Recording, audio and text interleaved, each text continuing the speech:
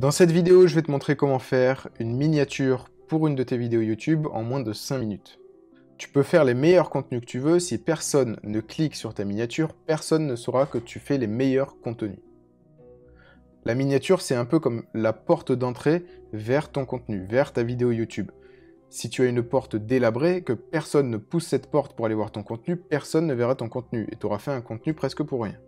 Plus il y a de gens qui vont pousser la porte vers ta vidéo YouTube, plus tu vas envoyer de bons indicateurs à YouTube. Ta vidéo a l'air intéressante, des gens cliquent, tu vas augmenter ton taux de clic, et augmenter son taux de clic, c'est aussi améliorer son référencement pour sa vidéo. La miniature de ta vidéo, ça veut dire 3 choses. Ça veut dire, premièrement, j'ai sorti une nouvelle vidéo. Deuxièmement, ça veut dire, ma vidéo parle de ce thème. Et troisièmement, ça veut dire, regarde ma vidéo parce que. Et là, tu as la raison de pourquoi on doit regarder ta vidéo. Tu dois dévoiler un petit peu de ta vidéo dans ta miniature pour donner envie à l'utilisateur de cliquer et attiser sa curiosité pour qu'il aille voir ton contenu.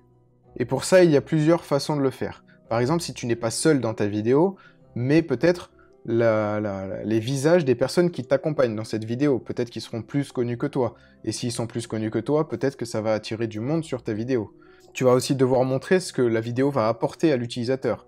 Qu'est-ce que tu vas lui apprendre? Quelle valeur tu vas lui apporter? Il faut que tu arrives à présenter ça dans ta miniature. Par exemple, les 12 choses qui te permettent de...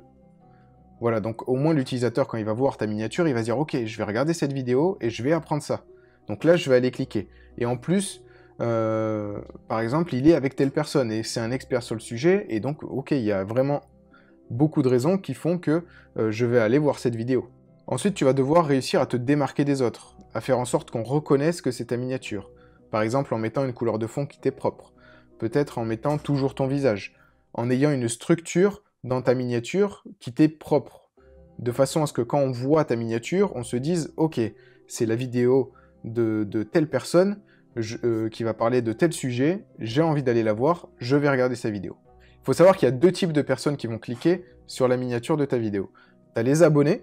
Les abonnés, ce sont ceux qui ont déjà vu ton contenu, qui aiment ton contenu et qui te suivent. Donc pour eux, le but, ça va être de leur montrer « Regarde, j'ai sorti une nouvelle vidéo, elle parle de ça, clique et viens voir. » Le deuxième type de personnes, c'est les non-abonnés. Les non-abonnés ne te connaissent pas. Les non-abonnés cherchent juste une réponse à une de leurs questions. Donc, est-ce que ça va les intéresser de voir ta tête sur une de tes miniatures? Oui et non. Non, parce qu'ils ne te connaissent pas, parce que donc ça va pas leur apporter tant de valeur que ça de voir ta tête, ça leur fera pas un déclic du genre ok, c'est lui qui a sorti la vidéo, mais par contre, en ayant ta tête sur la miniature, ils vont peut-être se dire ok, s'il a mis sa tête, c'est peut-être qu'il est connu, qu'il veut que ses abonnés le reconnaissent, ou peut-être qu'il fait figure d'autorité, et donc il a eu un intérêt à mettre sa tête. Donc c'est que c'est potentiellement un contenu intéressant. Et ensuite, comme à tes abonnés, il va falloir que tu leur montres aussi l'apport de valeur. Qu'est-ce qu'ils vont apprendre dans ta vidéo? Quel est le bénéfice qu'ils vont en retirer après avoir vu ta vidéo? Il faut que tu arrives à attiser la curiosité de ces utilisateurs. Tu dois arriver à travailler ta miniature autant que tu travaillerais la porte d'entrée d'un lieu public. Il faut que ça soit joli, il faut que ce soit attrayant, et il faut que les gens comprennent en voyant la porte et ce qui est autour de la porte. Qu'est-ce qu'ils vont avoir en passant cette porte? À quoi ils doivent s'attendre? Est-ce qu'ils vont avoir la réponse à leurs questions? Est-ce qu'ils vont apprendre ce qu'ils ont envie d'apprendre? Il faut que tu arrives à leur faire passer tout ça au travers de ta miniature. C'est pour ça que c'est très important. Imagine-toi ta miniature comme une porte, et maintenant imagine-toi une porte complètement délabrée qui donne pas du tout envie d'entrer. Ben, la miniature, c'est la même chose. Si ta miniature ne fait rien passer à l'utilisateur, il n'aura pas du tout envie de cliquer. De la même façon que si tu as une porte délabrée devant toi, tu vas peut-être prendre peur et tu vas pas rentrer dans le lieu. Donc quand tu crées des vidéos régulièrement, tu dois créer des miniatures régulièrement. Et qui dit créer des miniatures régulièrement, dit aussi essayer de gagner un maximum de temps sur le temps de création. Toi, du moment où tu as l'idée de ta miniature en tête, si tu pouvais avoir directement le PNG qui sort sur ton bureau prêt à envoyer sur YouTube, ça serait l'idéal. Mais tu es obligé de passer par la création de ta miniature. Donc comme c'est juste de la production pure et dure, et qu'il n'y a aucune valeur ajoutée presque à utiliser le logiciel, du moment que tu as l'idée exacte de ce que tu veux, il faut que tu arrives à faire en sorte que la création de ta miniature soit la plus rapide possible. Donc pour ça, je te conseille d'avoir un template. Soit un fichier Photoshop ou Pixelmator qui est déjà tout prêt, où tu n'as plus qu'à glisser une photo, mettre du texte et arranger 2-3 couleurs. Ça, c'est l'idéal. Et sinon, avoir une structure en tête que tu vas réutiliser à chaque fois pour pas réinventer le monde à chaque fois que tu vas faire une nouvelle miniature. Là, je vais te montrer tout de suite comment on fait en passant sur mon écran. Déjà, pour rappel, une miniature fait 1280 pixels par 720 pixels. Donc là, j'ai préparé un fichier qui fait 1280 par 720 pixels, et je vais te montrer comment je fais pour créer mes propres miniatures. Donc dans un premier temps, ce que je fais, c'est que là, juste à droite, j'ai déjà le fond qui est prêt, j'ai juste un bouton à cliquer, avec le dégradé et tout qui est prêt, la couleur bleue, etc. Tout est là. Ensuite, il me faut une image de moi, un texte et peut-être un logo. Donc je vais commencer par l'image de moi. En général, c'est le plus long parce qu'il faut pouvoir me découper. Donc là, je commence par coller voilà, une image de moi. Je zoome sur moi. Bon, j'ai pris une image un peu sérieuse. Et là, ensuite, hop, je commence par me découper. Là, je le fais grossièrement. En général, je prends bien le temps de zoomer, de faire ça bien proprement. Là, pour l'exemple, je le fais assez rapidement.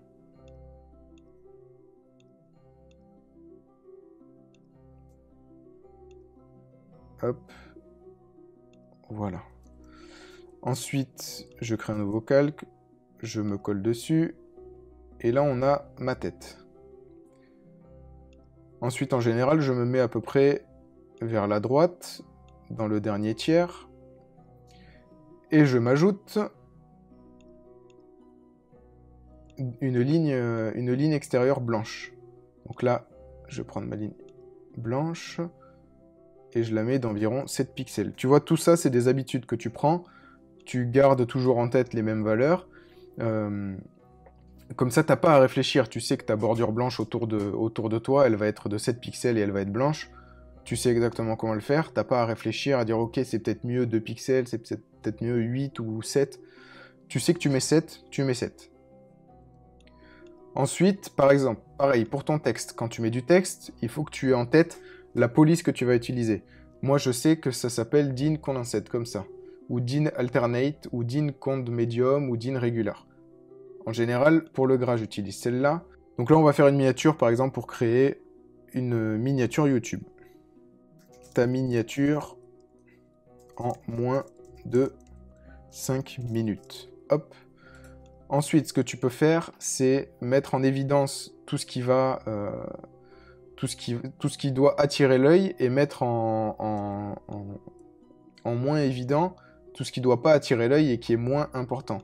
Donc par exemple, le en moins 2, c'est moins important, donc je vais par exemple prendre DIN Regular, qui va être une police qui est beaucoup plus fine. Je vais prendre sur cette ligne-là, je vais le mettre à 0,8. Comme ça, on est à peu près centré. Est-ce qu'on le met à gauche ou est-ce qu'on le met centré? Tu vois, ça, c'est des questions que tu te poses pas trop. Que tu dois avoir les réponses, en fait, au moment où tu fais ta miniature. Est-ce que je mets une interligne de temps ou une interligne de temps? Le texte, en général, quelle taille de police? Donc après, bien sûr, tu peux l'adapter en fonction de chaque miniature. Voilà, donc là par exemple, je vais rajouter aussi un petit logo YouTube que je vais retailler. Donc ça c'est très important, si jamais par exemple tu parles de YouTube, le logo YouTube dans la miniature va plus attirer l'œil que si tu mets pas de logo. On va savoir tout de suite que tu vas parler de ta miniature pour ta vidéo YouTube. Donc si ça parle d'une miniature pour une vidéo YouTube, tu mets ton logo YouTube. Les gens vont tout de suite savoir que tu vas parler de miniature pour des vidéos YouTube. Même si toi tu dis ouais mais une miniature c'est forcément pour YouTube, non, ça va pas être évident pour tout le monde. Par contre, s'il y a écrit YouTube avec le petit logo en dessous, là tout de suite ça va paraître évident, même inconsciemment ça va être évident. Ensuite, pour faire ressortir un petit peu le texte, ce que j'aime bien faire, c'est aussi créer un nouveau calque et mettre, hop, un petit dégradé noir vert transparent et je le cale derrière tout le reste. Hop, voilà. Et là, tu vois que tu as une miniature qui commence à ressembler à quelque chose. Maintenant, là, ça risquerait de faire un petit peu trop, mais ce que tu peux faire aussi, dans les mots qui sont importants pour ta miniature, sur ta miniature, c'est de leur mettre une petite couleur de fond. Hop. Et là, je vais lui mettre, on va pas lui mettre noir, on va lui mettre du rouge. Une petite couleur de fond. J'ai choisi gris. Hop, voilà, petite couleur de fond rouge. Pour les fonds des mots importants. Et donc là, tu vois bien que quand on va voir ta miniature, par exemple, ce qui va sauter aux yeux, quelque chose qui est bien, en fait, et qu'on fait en développement web, pour les interfaces, c'est tu plisses les yeux, jusqu'à y voir presque flou, et en fait, tout ce qui va ressortir et être mis en évidence quand tu as les yeux plissés et que tu y vois flou, c'est ce qui va sauter aux yeux à l'utilisateur. Donc là, en l'occurrence, ça va être ta miniature, encadrée de rouge, le logo YouTube et la personne juste à droite. Et c'est à peu près ce qu'on veut faire ressortir. Là, ta miniature, c'est pas forcément le meilleur exemple, mais toi, tu dois mettre en évidence le mot ou les deux mots qui vont être très importants sur ta miniature. Ensuite, après ça, tu n'as plus qu'à exporter au format PNG ta miniature et le mettre sur tes vidéos YouTube. À toi de jouer.